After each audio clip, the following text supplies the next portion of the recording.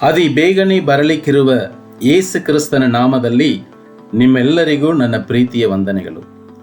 ಪ್ರಿಯ ದೇವರ ಮಕ್ಕಳೇ, ದೇವರ ಪ್ರವಾದನೆಯ ವಚನಗಳು ನೆರವೇರುವ ಕಾಲದಲ್ಲಿ ನಾವು ಬದುಕುತ್ತೇವೆ. ದೇವರ ವಾಕ್ಯಗಳು ನಮ್ಮ ಕಣ್ಣುಗಳ ಎದುರಿನಲ್ಲಿ 100% ನೆರವೇರುತ್ತಾ ಇದೆ. ಈ ಕಾಲದಲ್ಲಿ ವಿಶ್ವಾಸಿಗಳಾಗಿರುವ ನಮಗೆ ಒಂದು ದೊಡ್ಡ ಜವಾಬ್ದಾರಿ ಇದೆ. ದೇವರ ವಾಕ್ಯಗಳನ್ನು, ಆತನ ಪ್ರವಾದನೆಯ ವಚನಗಳನ್ನು ಅರ್ಥ ಮಾಡಿಕೊಳ್ಳುವಂಥದ್ದು ಬಹಳ ಪ್ರಾಮುಖ್ಯವಾಗಿರುವ ಕಾರ್ಯ. ಯಾಕೆಂದರೆ ಪ್ರವಾದನೆಯ ವಚನಗಳ ಅರ್ಥ ನಮಗೆ ಗೊತ್ತಿಲ್ಲದೆ ಇರುವಾಗ, ನಮ್ಮನ್ನು ಸುತ್ತಲೂ ಏನು ನಡೆಯುತ್ತದೆ ಎಂಬುದರ ಅರಿವು ನಮಗೆ ಇಲ್ಲದೆ ಇರುವಾಗ, ನಾವು ಈ ಲೋಕದವರ ಜೊತೆಯಲ್ಲಿ ವಂಚನೆಗೆ ಒಳಪಡುವವರಾಗಿರುತ್ತೇವೆ. ಆದುದರಿಂದ ಪ್ರವಾದನೆಯ ವಾಕ್ಯಗಳನ್ನು ಅರ್ಥ ಮಾಡಿಕೊಳ್ಳುವುದು ಬಹಳ ಪ್ರಾಮುಖ್ಯ. ಯಾಕೆಂದರೆ ಪ್ರವಾದನೆಯ ಕಾರ್ಯಗಳು, ವಚನಗಳು ನಮಗೆ ಎಚ್ಚರಿಕೆಯನ್ನು ನೀಡುತ್ತದೆ. ನಮ್ಮನ್ನು ಕ್ರಿಸ್ತನ ಬರೋಣಕ್ಕೆ ಸಿದ್ಧಪಡಿಸುವಂಥದ್ದಾಗಿರುತ್ತದೆ.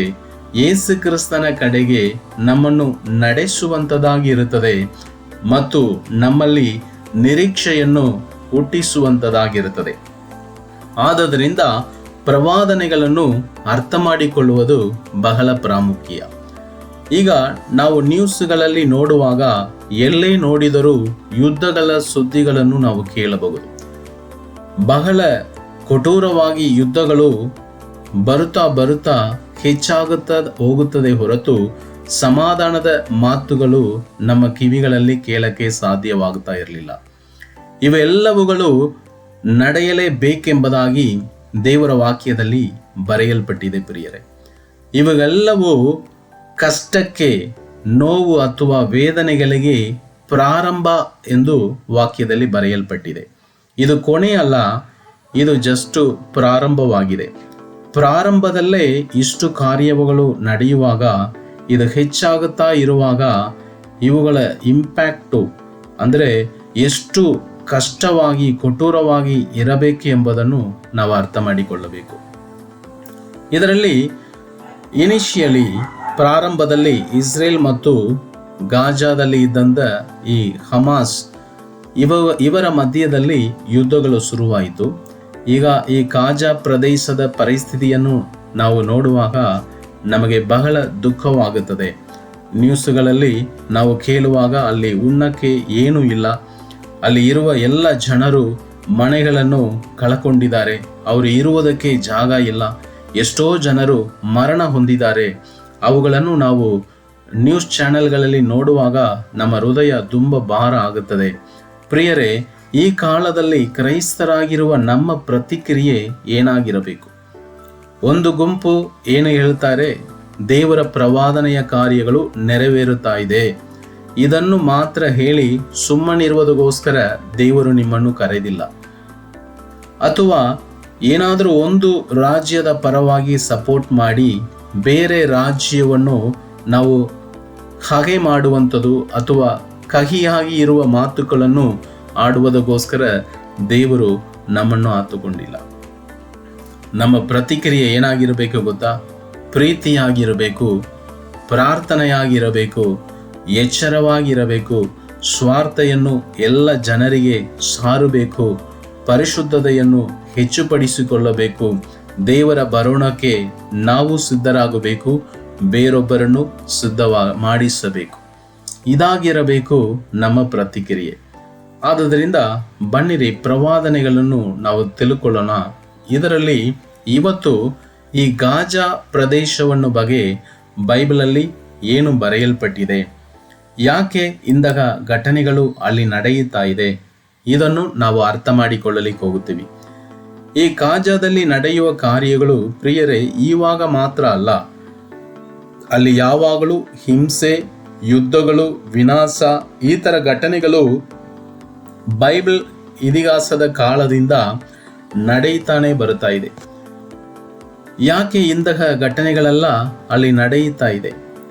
ಅಲ್ಲಿ ನಡೆಯುವಂಥ ಘಟನೆಗಳು ಕೇವಲ ರಾಜಕೀಯ ಸಮಸ್ಯೆ ಅಲ್ಲ, ಆದರೆ ದೇವರ ಪ್ರವಾದನೆಯ ವಾಕ್ಯಗಳಲ್ಲಿ ಬರೆಯಲ್ಪಟ್ಟ ಕಾರ್ಯಗಳಿಂದ ಅಂತಹ ಘಟನೆಗಳೆಲ್ಲ ನಡೆಯುತ್ತಾ ಇದೆ. ಒಂದು ವಿಷಯ ನೀವು ತಿಳ್ಕೋಬೇಕಾಗುತ್ತದೆ. ನಾವು ಕಾಣುವ ಲೋಕವು ಕಾಣದೇ ಇರುವ ಲೋಕದಿಂದ ಆಳ್ವಿಕೆ ಮಾಡಲ್ಪಡುತ್ತಾ ಇದೆ. ಒಂದು ದೇಶದಲ್ಲಾಗಿರಲಿ, ಒಂದು ಕುಟುಂಬದಲ್ಲಾಗಿರಲಿ, ಒಂದು ಪಟ್ಟಣದಲ್ಲಾಗಿರಲಿ, ಅಥವಾ ನಿಮ್ಮ ವೈಯಕ್ತಿಕ ಜೀವಿತದಲ್ಲಾಗಿರಲಿ, ನಡೆಯುವ ಪ್ರತಿಯೊಂದು ಕಾರ್ಯಗಳ ಹಿನ್ನೆಲೆಯಲ್ಲಿ ಒಂದು ಆಧ್ಯಾತ್ಮಿಕ ಕಾರಣವಿದೆ ಪ್ರಿಯರೇ. ಇದನ್ನು ನೀವು ಸ್ಪಷ್ಟವಾಗಿ ದೇವರ ಮಕ್ಕಳು ತಿಳ್ಕೋಬೇಕಾಗುತ್ತದೆ. ಈಗ ಕಾಜಾ ಏನಾಗಿತ್ತು? ಕಾಜಾ ಎಂದು ಹೇಳುವ ಪ್ರದೇಶ 5 ಶಕ್ತಿಶಾಲಿಯಾಗಿದ್ದಂಥ ಫಿಲಿಪಿಯರ ನಗರಗಳಲ್ಲಿ ಇದು ಒಂದಾಗಿತ್ತು. ಈ ಫಿಲಿಪಿಯರು ಇಸ್ರಾಯೇಲ್ ದೇಶಕ್ಕೆ ಶತ್ರುಗಳಾಗಿದ್ದರು. ಸಂಸೋನು ಈ ಗಾಜಾದಲ್ಲಿ ಇದ್ದಂಥ ಆ ಹೆಬ್ಬಾಗಿಲನ್ನು ಒಡೆದನು ಎಂಬುದಾಗಿ ನ್ಯಾಯಾಧೀಶರ ಪುಸ್ತಕದಲ್ಲಿ 16ನೇ ವಾಕ್ಯದಲ್ಲಿ ನಾವು ನೋಡುತ್ತೇವೆ. ದಾವೀದನು ಈ ಫಿಲಿಪಿಯರೊಂದಿಗೆ ಯುದ್ಧ ಮಾಡಿದನು ಎಂಬುದಾಗಿ ನಾವು ಬೈಬಲಲ್ಲಿ ನೋಡುತ್ತೇವೆ.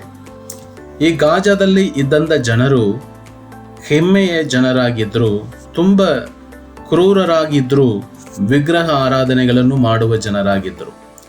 ದೇವರ ದೃಷ್ಟಿಯಲ್ಲಿ ಇವರು ಪಾಪ ಮಾಡಿದ ಜನರಾಗಿದ್ದರು. ಆದ್ದರಿಂದ ದೇವರ ತೀರ್ಪು ಪ್ರವಾದಿಗಳಿಂದ ಈ ಗಾಜದ ಮೇಲೆ, ಈ ಫಿಲಿಪಿಯರ ಮೇಲೆ ದೇವರು ತೀರ್ಪನ್ನು ಕೊಡುವುದಕ್ಕೆ ಸುಮಾರು ಪ್ರವಾದನೆಗಳನ್ನು ಹೇಳಿದರು.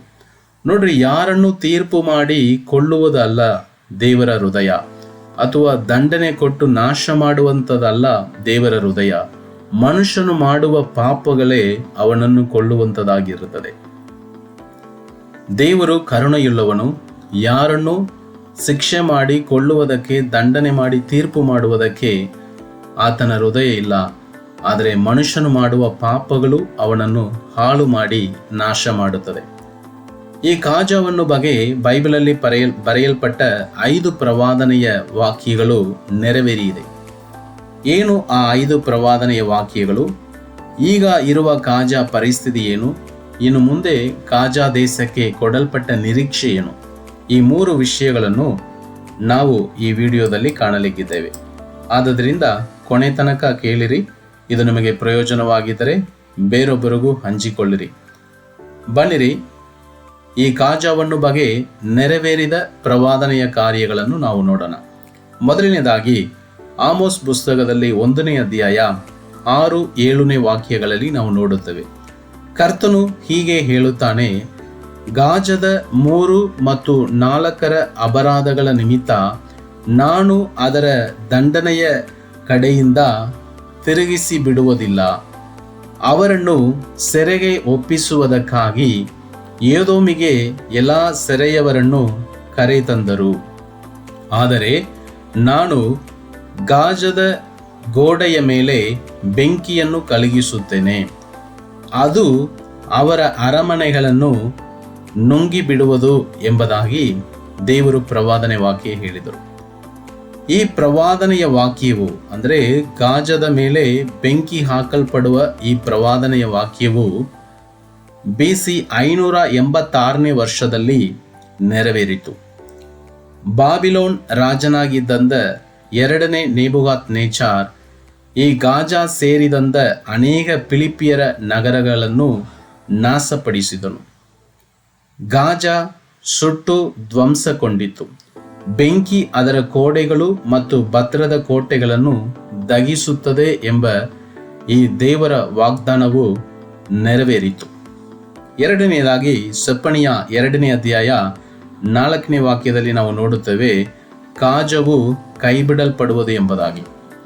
ಈ ವಾಕ್ಯವು BC 604ನೇ ವರ್ಷದಿಂದ 586ನೇ ವರ್ಷದಲ್ಲಿ ನೆರವೇರಿತು. ಇದು ಬಾಬಿಲೋನ್ ಆಕ್ರಮಣ ಆಗುವಾಗ, ಅಂದರೆ ಅವರ ಟೆರಿಟರಿಯನ್ನು ವಿಸ್ತಾರ ಮಾಡುವಾಗ ಆ ಸಮಯದಲ್ಲಿ ಈ ವಾಕ್ಯವು ನೆರವೇರಿತು. ಮೂರನೆಯದಾಗಿ ಯೆರೆಮೀಯ ಪ್ರವಾದನೆಯ ಪುಸ್ತಕದಲ್ಲಿ 47ನೇ ಅಧ್ಯಾಯ 1ರಿಂದ 5ನೇ ವಾಕ್ಯಗಳು. ಇಲ್ಲಿ ಗಾಜಾವನ್ನು ಬಗ್ಗೆ ಬರೆಯಲ್ಪಟ್ಟಿದೆ. ಗಾಜಾದಲ್ಲಿ ದುಃಖಗಳು, ಸೋಗಗಳಾಗುತ್ತದೆ. ಅಲ್ಲಿ ದೇವರ ತೀರ್ಪುಗಳು, ಇದು ಕೂಡ 588ನೇ ವರ್ಷದಲ್ಲಿ ನೆರವೇರಿತು. BC 588ನೇ ವರ್ಷದಲ್ಲಿ. ಇದು ನೇಬುಗಾದ್ನೆಚ್ಚರ್ ಅರಸನು, ಎರಡನೆಯ ನೇಬುಗಾದ್ನೆಚ್ಚರ್ ಕಾಲದಲ್ಲೇ ಇದಾಯಿತು. ಈಜಿಪ್ಟ್ ಕಡೆಯಿಂದ ಆತನು ಮಿಲಿಟರಿ ಕಾರ್ಯಾಚರಣೆಗಳನ್ನು ಪ್ರಾರಂಭಿಸಿದನು. ಆ ಸಮಯದಲ್ಲಿ ಈ ಗಾಜಾವನ್ನು ಕೂಡ ಅವರು ಧ್ವಂಸ ಮಾಡಿದರು. 4ನೇದಾಗಿ ಎಜೆಕಿಯೇಲ್ ಪುಸ್ತಕದಲ್ಲಿ ನಾವು ನೋಡುತ್ತೇವೆ, 25ನೇ ಅಧ್ಯಾಯ 15-17 ವಾಕ್ಯ ತನಕ. ದೇವರಾದ ಕರ್ತನು ಹೀಗೆ ಹೇಳುತ್ತಾನೆ, ಫಿಲಿಪ್ಪಿಯರು ಮುಯ್ಯಿಗೆ ಮುಯ್ಯಿ ನಡೆಸಿ ಹಗೆಯುಳ್ಳ ಹೃದಯದಿಂದ ಸೇಡು ತೀರಿಸಿಕೊಂಡು ಪೂರ್ವದ ಕ್ರೋಧದಿಂದ ಕೆಡಿಸಿದರು. ದೇವರಾದ ಕರ್ತನು ಹೀಗೆ ಹೇಳುತ್ತಾನೆ, ಇಗೋ ನಾನು ನನ್ನ ಕೈಯನ್ನು ಫಿಲಿಪ್ಪಿಯರ ಮೇಲೆ ಸಾಚುತ್ತೇನೆ, ಕೆರೇತಿಯರನ್ನು ಕಡಿದು ಬಿಡುತ್ತೇನೆ, ಉಳಿದವರನ್ನು ಸಮುದ್ರದ ತೀರದಲ್ಲಿ ನಾಶ ಮಾಡುತ್ತೇನೆ ಎಂಬುದಾಗಿ ಬರೆಯಲ್ಪಟ್ಟಿದೆ. ಈ ವಾಕ್ಯವು BC 586ರಿಂದ 332ವರೆಗೆ ಇರುವ ಆ ಕಾಲದಲ್ಲಿ ನೆರವೇರಿತು. ಬಾಬಿಲೋನ್ ಮತ್ತು ಗ್ರೀಸ್ ಸಾಮ್ರಾಜ್ಯಗಳಿಂದ ಈ ವಾಕ್ಯವು ನೆರವೇರಲ್ಪಟ್ಟಿತು. 5ನೇದಾಗಿ ಜಕರ್ಯ ಪುಸ್ತಕದಲ್ಲಿ 9ನೇ ಅಧ್ಯಾಯ 5ನೇ ವಾಕ್ಯದಲ್ಲಿ ನಾವು ನೋಡುತ್ತೇವೆ. ಅಲ್ಲಿ ಆ ಪ್ರವಾದನೆಯ ವಾಕ್ಯಗಳು ಹೇಳುತ್ತಾ ಇದೆ, ಈ ಗಾಜದಲ್ಲಿ ಇರುವಂತ ಅರಸನು ಅಳಿದು ಹೋಗುತ್ತಾನೆ ಎಂಬುದಾಗಿ. ಇದು BC 332ನೇ ವರ್ಷದಲ್ಲಿ ಅಲೆಕ್ಸಾಂಡರ್ ದ ಗ್ರೇಟರಿಂದ ಈ ವಾಕ್ಯ ನೆರವೇರಿತು. ಅಲೆಕ್ಸಾಂಡರ್ ಈ ಗಾಸದ ಮೇಲೆ ಯುದ್ಧವನ್ನು ಮಾಡಿ ಅಲ್ಲಿದ್ದಂಥ ರಾಜನನ್ನು ಸಾಯಿಸಿ ಎಲ್ಲ ಅಂದರೆ ಗಂಡರನ್ನು ಸಾಯಿಸಿ ಅಲ್ಲಿರುವ ಹೆಂಗಸನ್ನು ಮಕ್ಕಳನ್ನು ದಾಸರಾಗಿ ಕರಕೊಂಡು ಹೋಗುತ್ತಾರೆ. ಆ ಪಟ್ಟಣದ ಎಲ್ಲ ಗೋಡೆಗಳು ಬೆಂಕಿಯಿಂದ ಸುಟ್ಟಾಕಲ್ಪಡುತ್ತದೆ. ಈ ರೀತಿಯಲ್ಲಿ ಈ 5 ಪ್ರವಾದನೆಯ ವಾಕ್ಯಗಳು ಗಾಜಾದ ಮೇಲೆ ಪರಿಪೂರ್ಣವಾಗಿ ನೆರವೇರಿತು.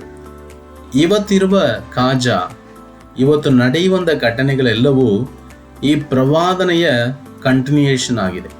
ಜಕರ್ಯ 9:5ರಲ್ಲಿ ಹೇಳಲ್ಪಟ್ಟ ಹಾಗೆ ಈ ಒಂದು ದೇವರ ತೀರ್ಪು ಇನ್ನೂ ಕೂಡ ಕಂಟಿನ್ಯೂ ಆಗುತ್ತಾ ಇದೆ.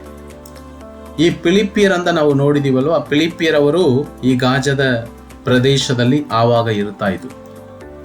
ಇವಾಗ ಆ ಫಿಲಿಪ್ಪಿಯರು ಎಂದು ಹೇಳುವ ಒಂದು ಜನಸಂಖ್ಯೆ ಭೂಮಿಯಲ್ಲಿ ಇಲ್ಲ. ಅವರು ಸರ್ವನಾಶವಾಗ ಹೋದರು. ಸಂಪೂರ್ಣವಾಗಿ ಫಿಲಿಪ್ಪಿಯರ್ ಅಂತ ಯಾರು ಈಗ ಇಲ್ಲ.